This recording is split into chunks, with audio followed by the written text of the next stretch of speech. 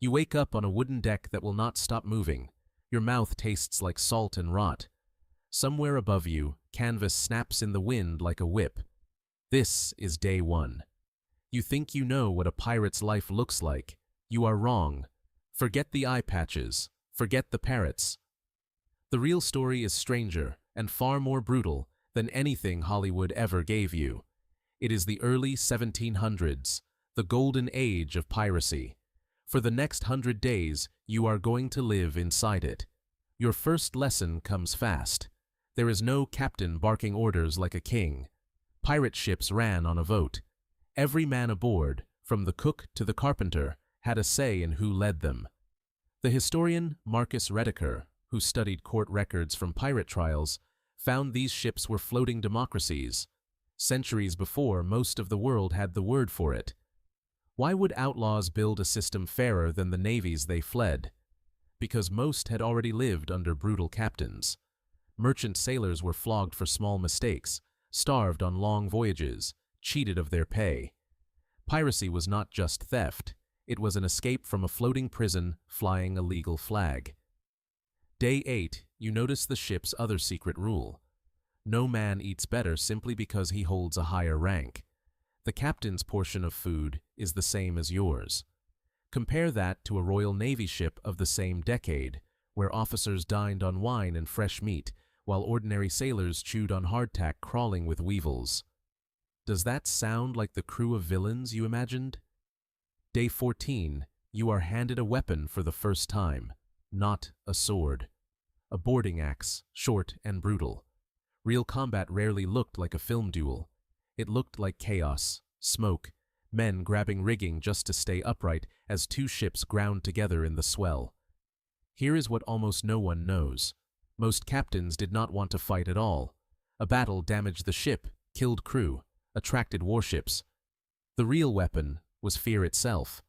A black flag was psychological warfare, meant to make a crew surrender before a shot was fired.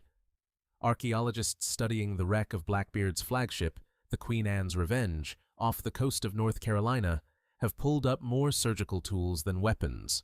Bone saws, syringes, medical scales. A ship built as much for survival as for plunder. Doesn't that change the picture in your head?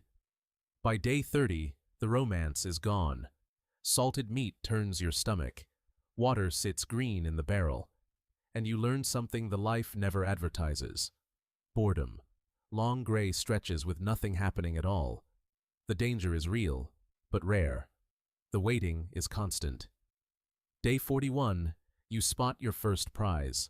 Not a warship, a slow merchant vessel low in the water with cargo.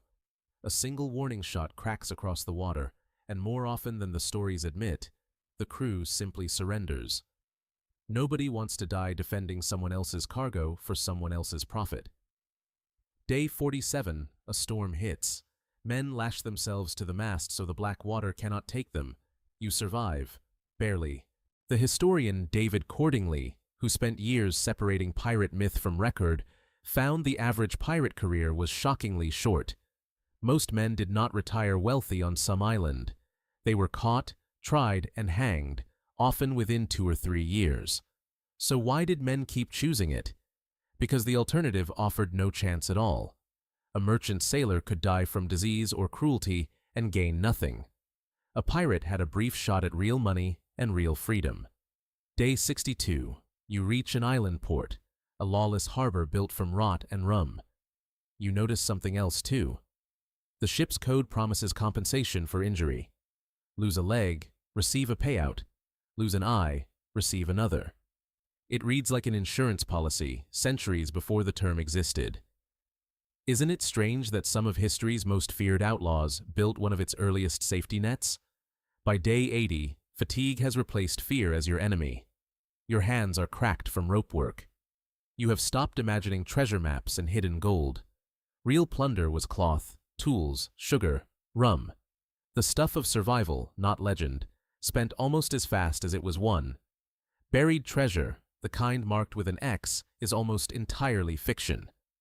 Day 93, a sail appears on the horizon. Not a target. A warship, and now you are the prey. The chase lasts hours, not minutes. Every man strips the ship of anything slowing it down, throwing spare rope and barrels overboard to buy a few more knots of speed. You escape. Into a shallow channel the larger ship cannot follow, a stretch of water your crew has memorized, and the Navy has not. But the historian Colin Woodard, who traced real pirate crews through archives across 2 continents, found this ending was rare. Governments offered pardons to any pirate willing to walk away. Some took it. Many could not imagine returning to the poverty they had escaped. For those who refused, the hunt never stopped. It only slowed. Day 100. You are still alive, still afloat, still free, for now, in a world with almost no room left for men like you. The fear you carried on day 1 has been replaced by something quieter and heavier. You thought this life would be gold and glory, and a black flag snapping in the wind. Instead, you found democracy built by outlaws, medicine hidden inside a warship, insurance written by men the world called monsters, and an ending that came far sooner than anyone expected. Tonight, when the algorithm feeds you another pirate movie, you will know the truth under the costume. The real pirates were not chasing legend. They were chasing a way out. And for 100 days, so were you.